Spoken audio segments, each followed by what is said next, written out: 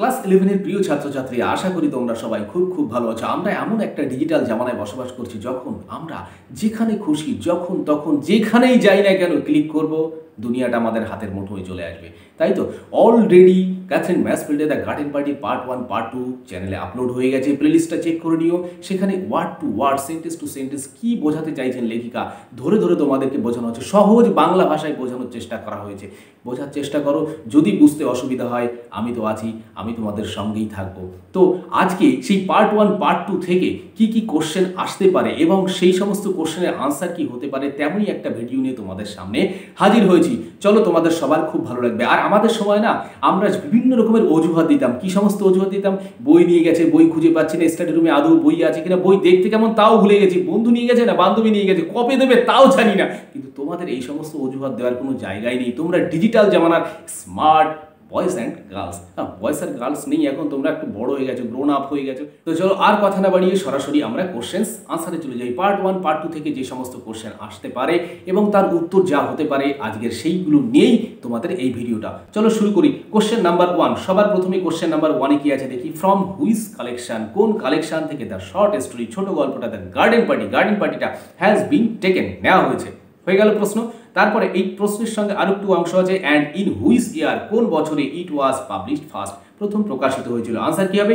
Catherine Mansfield short story, Katherine ম্যাসফিল্ডের short story ছোট গল্প the garden party has been taken from, নেওয়া হয়েছে the garden party and other stories. কোথা থেকে নেওয়া হয়েছে? বোঝা গেছে, the garden party and other stories থেকে নেওয়া হয়েছে। And it was first published in 1922, এবং এটা সবার প্রথম প্রকাশিত হয়েছিল 1922 সালে। তো প্রথম প্রশ্নের উত্তর হয়ে গেল। দ্বিতীয় প্রশ্ন দেখো কি আছে।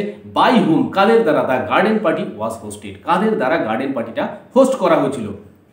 এই সেকেন্ড কোশ্চেন্সের সেকেন্ড পোর্শনটুকু কি আছে, where was the arrangement taken place, অ্যারেঞ্জমেন্টটা কোথায় হয়েছিল। তাহলে আনসার কি হবে? The aristocratic Sheridan family. Aristocratic মানে কি আমরা জানি অভিজাত। Sheridan family hosted the garden party, এই গার্ডেন পার্টিটাকে হোস্ট করেছিল। অর দ্য গার্ডেন পার্টি, এই কোশ্চেনটাকে আবার, অর্থাৎ এর কোশ্চেনটা যদি ঘুরিয়ে আসে তাহলে আমরা ঘুরিয়ে উত্তর দেবো, অর্থাৎ অ্যাক্টিভ করলে অ্যাক্টিভ দেবো, প্যাসিভ করলে প্যাসিভ দেবো। এখানে প্যাসিভই আছে, আমরা আরেকবার প্যাসিভ করার চেষ্টা করি। The garden party was hosted by the aristocratic Sheridan family, এভাবেও আমরা বলতে পারি।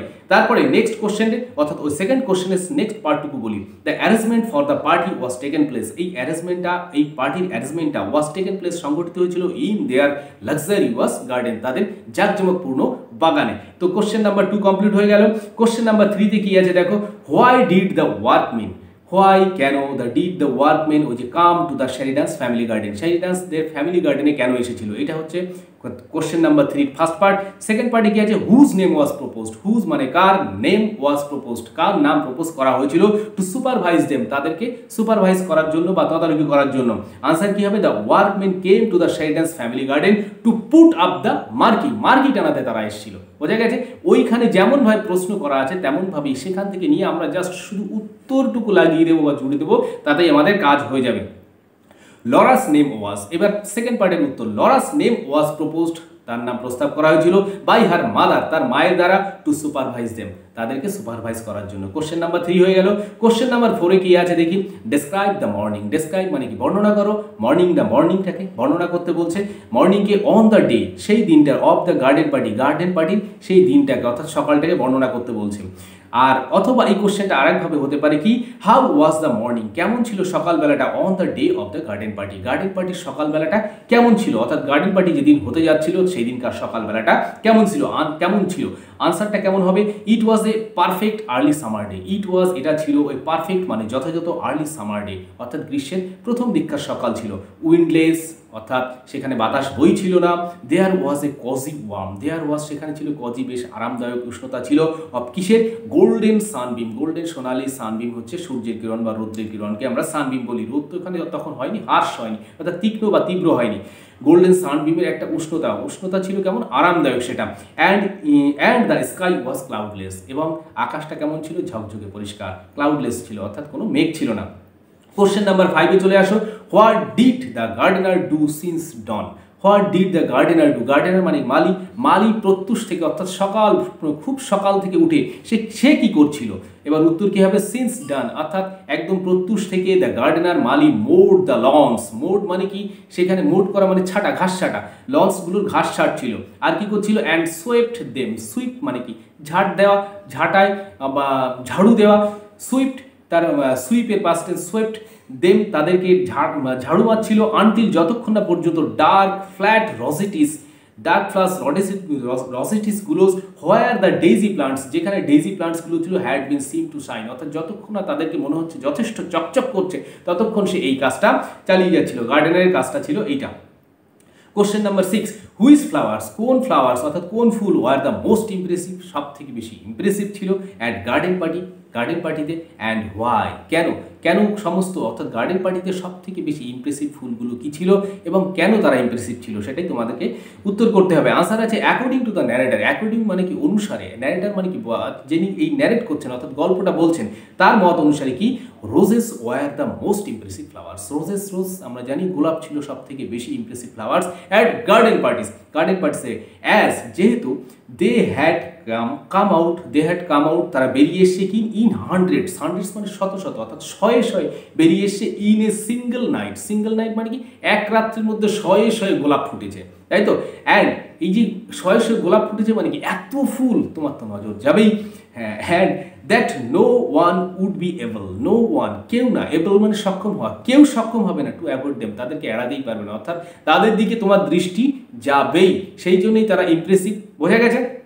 কোশ্চেন নাম্বার 6 কমপ্লিট। তারপর 7-এ আসো।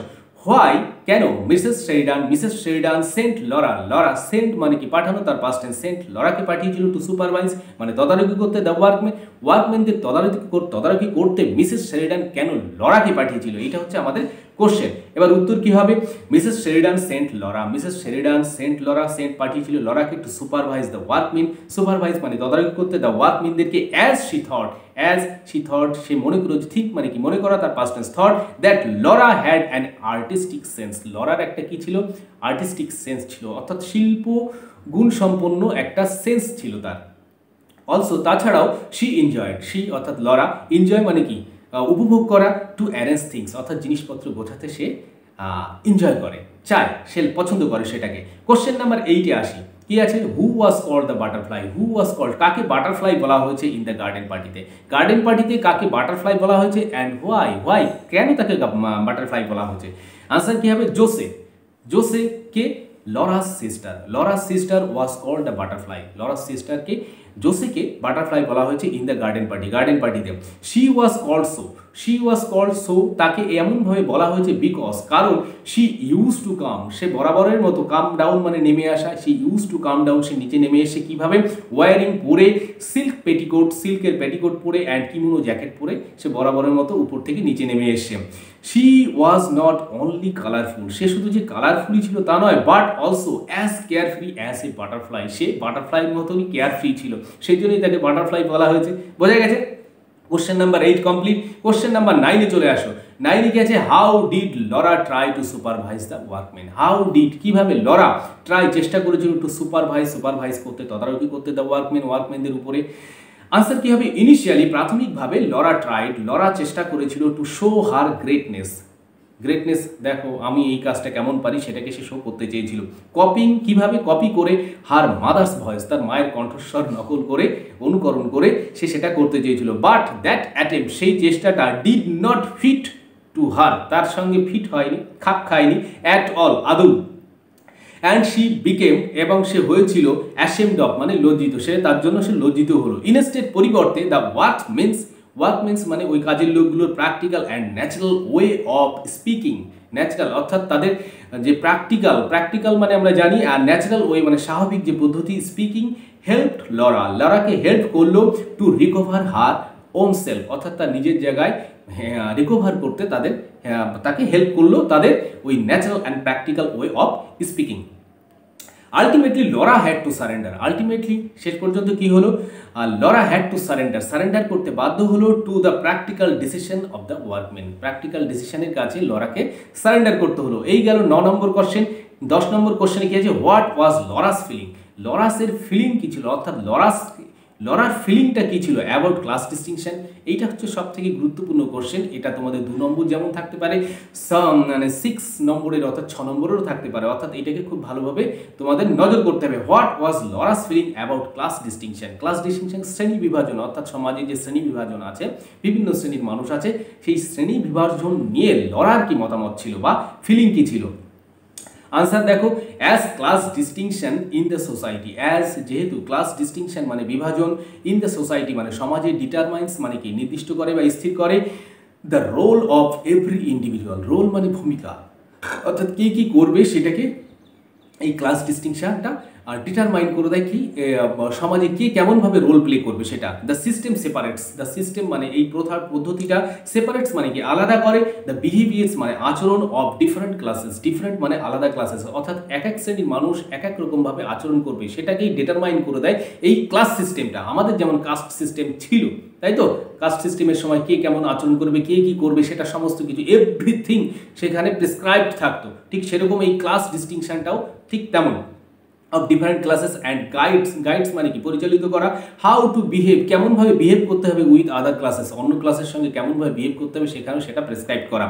আফটার মিটিং উইথ, আফটার মানে পরে, মিটিং উইথ মানে কি মেশার পরে, উইথ দ্য ওয়ার্কমেন, ওয়ার্কমেনদের সঙ্গে মিটিংয়ের পরে লরা ফেল্ট, লরা অনুভব করলো that the class distinction, class ডিস্টিংশনটা ছিল ওয়াজ অ্যান অ্যাবসার্ড আইডিয়া, একটা অযৌক্তিক একটা আইডিয়া বা ভাবনা। She had no distinct feeling, তার কোনো ডিস্টিংক্ট ফিলিং আলাদা কোনো ভাবনা আসলো না উইথ দ্য ওয়ার্কমেন, ওয়ার্কমেনদের সঙ্গে বা ওয়ার্কমেনদের নিয়ে, র্যাদার বরং she would like to present herself, সে কি পছন্দ করলো, would like to present herself as a work girl, একজন ওয়ার্কিং গার্ল হিসেবে নিজেকে প্রেজেন্ট করতে চাইল লরা। তো এই ছিল আমাদের পার্ট 1 পার্ট 2 থেকে 10টা কোশ্চেন্স এবং তার আনসার। নিশ্চয়ই তোমাদের এটা ভালো লেগেছে এবং প্রত্যেকটা কোশ্চেন্সকে তোমরা ঠিকঠাকভাবে নোট করো এবং নোটগুলোকে অর্থাৎ আনসারগুলোকে ঠিকঠাকভাবে রেখে দাও, গুছিয়ে রেখে দাও, তোমাদের অবশ্যই পরীক্ষায় আসবে এবং সেগুলোকে তোমরা লিখতেও পারবে। আর এখানে একটা সুবিধা আছে, যতবার খুশি ভিডিওটাকে তুমি পজ করতে পারো, পজ করে যদি কোথাও কোনো পার্ট মিস করে গিয়ে থাকো সেখানটাকে রিরাইট করতে পারবে, তাই তো, যেটা স্বাভাবিক ক্লাসে সম্ভব হয় না। সবাই খুব ভালো থাকো। পার্ট 3 নিয়ে আমরা খুব তাড়াতাড়ি হাজির হচ্ছি।